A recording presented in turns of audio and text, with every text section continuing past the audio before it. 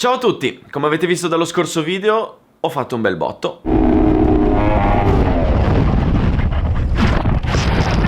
Perché cadere a 150 km/h e iniziare a rotolare in ghiaia è un'esperienza mistica, che vi descriverò in questo video per farvi capire anche quello che si prova. Inoltre, nel video di oggi analizzeremo le 3 cadute della scorsa gara per capire come mai sono caduto.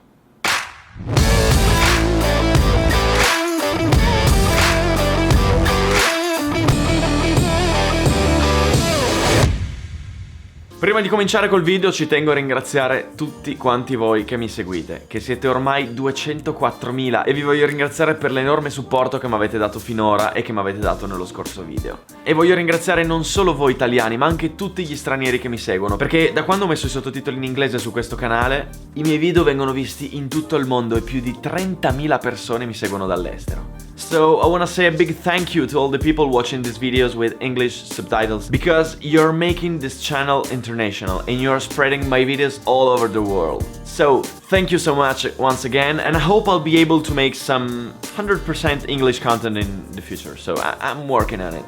Tornando a parlare in italiano, è stato un weekend molto difficile. Come potete immaginare sono tornato a casa abbastanza giù di morale. In quella ghiaia non ci ho lasciato soltanto la moto, la tuta e il casco, ma anche il campionato.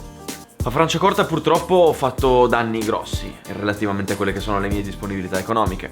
Solo di pezzi di ricambio ho fatto 2.900 euro nelle 3 cadute sommate, più 750 euro di action camera, dato che la Fusion è completamente esplosa, cioè funziona ancora ma non ha più la lente. Ed è da buttare, e ancora una volta confermo come questa telecamera sia pessima, perché tu non puoi fare un prodotto da 750 euro che non ha la lente intercambiabile. Comunque mi è andata bene e mi è andata ancora meglio perché sono stato miracolato che la moto è rimbalzata sulla ghiaia e non ha iniziato a rotolare, perché lì c'è il rischio di buttar via 30.000 euro di moto.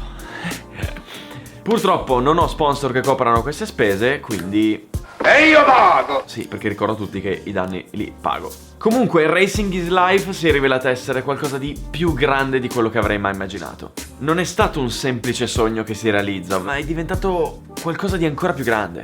I video sono stati visti per milioni e milioni di volte, ci sono state centinaia di migliaia di commenti e di like, e sono dei numeri che mi rendono veramente felice di questo format, che non è ancora finito, vi ripeto, perché c'è ancora la gara del 9 settembre e una cosa che non vi ho ancora detto, ovvero la sfida con Luca Salvadori il 4 novembre. Infatti faremo la gara delle Formula Predators insieme, l'uno contro l'altro con 2 macchine, e vi daremo più info nelle prossime settimane. Comunque sto già lavorando alla seconda stagione di Racing is Life e per il 2019 mi piacerebbe fare qualcosa di più e rendere questa serie ancora più grande.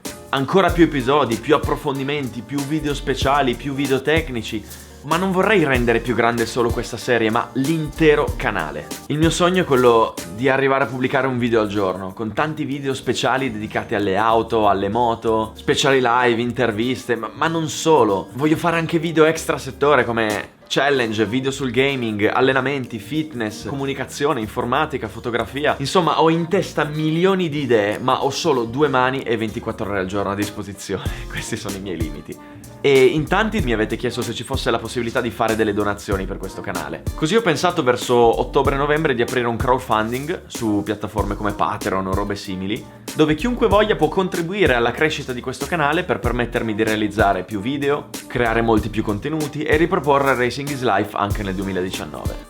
Si potrà donare quello che si vuole e il ricavato verrà investito per far crescere il canale e portare contenuti nuovi. Perché col vostro supporto questo canale può diventare ancora più grande e vi darò tutte le informazioni utili nelle prossime settimane. Bene, fatta questa premessa, andiamo a bomba ad analizzare le cadute. Ok, partiamo dalla prima caduta, che è quella che vedete adesso.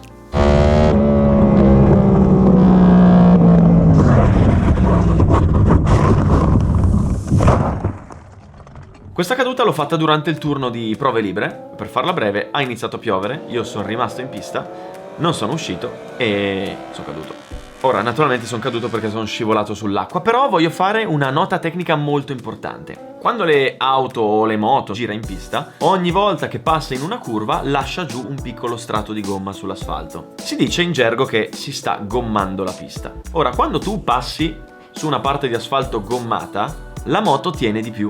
Cosa succede però quando piove? Quando inizia a piovere, succede che la pioggia che cade sull'asfalto viene drenata, mentre invece la pioggia che cade sulla parte d'asfalto gommata viene drenata meno. Quindi quando tu ci passi sopra con le gomme, non hai più la tua gomma che passa sulla gomma, ma è la gomma che passa su uno strato d'acqua depositato sulla gomma, quindi è molto più scivolosa rispetto all'asfalto normale. Quindi, mentre sull'asciutto passare sulla traiettoria gommata è meglio perché tiene di più, sul bagnato è il contrario, devi passare sulla parte non gommata per avere più grip. Infatti, se andate a vedere la pole position che ha fatto Lewis Hamilton a Spa lo scorso weekend, se guardate il giro che ho linkato qui sotto, che non posso farvi vedere se no mi tirano giù il video, Lewis Hamilton fa delle linee stranissime. Vedete, frena a centropista anziché stare sul lato, fa le curve andando completamente fuori traiettoria. Ma questo perché? Perché aveva appena iniziato a piovere, lui è un pilota esperto, quindi andava a girare sulla parte non gommata. Nel mio caso aveva appena iniziato a piovere, io naturalmente inesperto sono passato sulla parte gommata, che quindi teneva molto meno, e sono caduto. Quindi i miei errori sono stati due. Il primo è stato quello di continuare a spingere e il secondo è stato quello di passare sulla parte gommata, che era diventata viscida. Tra l'altro, come già sapete, la mia tuta dainese monta gli airbag, e in tanti mi hanno chiesto come mai non sono scoppiati nella prima caduta o in quella di Varano. Il motivo è che questi airbag sono studiati per esplodere solo quando servono. Laddove si fa una caduta dolce in cui si è già praticamente sdraiati per terra e ci si appoggia per terra, se l'airbag scoppiasse sarebbe praticamente inutile. Quindi è studiato per scoppiare laddove ci siano degli impatti violenti, quindi un high side, uno scontro con altre moto, come invece vedrete nella seconda caduta.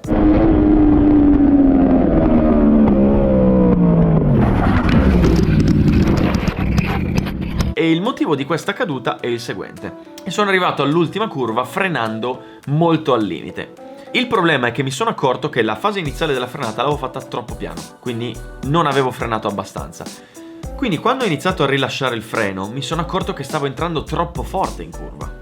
Allora in quella fase lì, in cui avevo già la moto un po' piegata e avevo il freno magari al 30%, ho commesso un errore, ho rischiacciato un po' il freno. Quindi cosa è successo? Che ho alleggerito l'anteriore e poi gli ho ridato carico. In quel momento lì la moto è passata sul cambio d'asfalto, perché c'è l'asfalto nuovo, quindi c'è un pezzo in cui l'asfalto cambia. Quindi mi sono trovato ad avere la moto già abbastanza piegata, con il freno troppo tirato e con l'anteriore un po' sollecitato dal cambio d'asfalto. Quindi in quel punto l'anteriore ha perso aderenza, ha ripreso aderenza e non appena ha riperso nuovamente aderenza si è chiusa e sono volato giù per terra.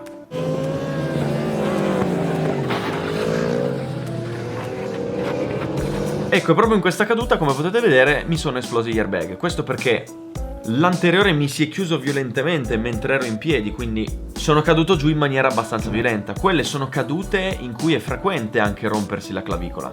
Quindi non appena i sensori all'interno della tuta hanno rilevato una caduta violenta, gli airbag sono esplosi e hanno attutito l'impatto con l'asfalto. E questo ha fatto sì che io mi alzassi soltanto con qualche livido e senza danni maggiori. Quindi ci tengo a ringraziare gli airbag dainese perché in quella caduta mi hanno veramente salvato le ossa. Passiamo ora alla terza e ultima caduta, che è stata quella più rognosa.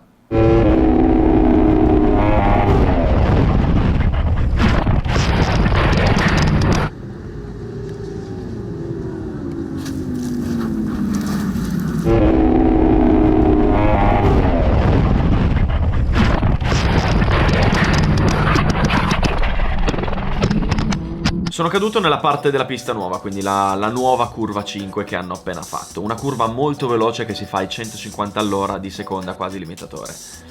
Guardiamola prima velocemente. Come vedete io entro in curva, la moto ha degli scossoni, a un certo punto si chiude l'anteriore e cado.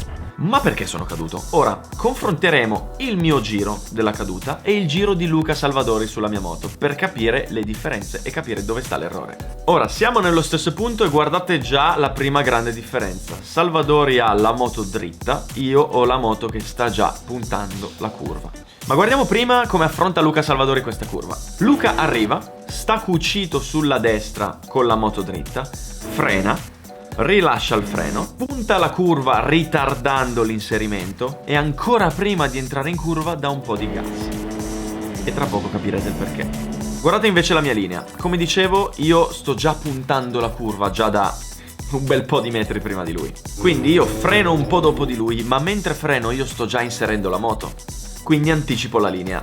Anticipando la linea non posso dare gas prima della curva, quindi entro in curva con il gas chiuso.